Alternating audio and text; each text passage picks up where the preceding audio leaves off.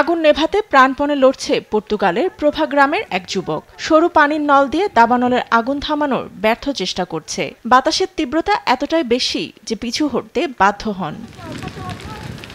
পর্তুগালের উত্তর ও মধ্যাঞ্চলে ৫টি বড় দাবানল ছড়িয়েছে। পরিস্থিতি মোকাবিলায় লড়াই করছে দমকল কর্মীরা। বসতবাড়ি থেকে বনাঞ্চল পর্যন্ত ছড়িয়েছে আগুন। কালো ধোঁয়ায় আচ্ছন্ন হয়ে গেছে এলাকার আকাশ। স্থানীয়রাও আপ্রাণ চেষ্টা করছেন আগুন নেভানোর। স্পেনের গ্লাসিয়া ও বলরিজ অঞ্চলে সামরিক বাহিনীর জরুরি বিভাগ আগুন নিয়ন্ত্রণে আনার চেষ্টা করছে।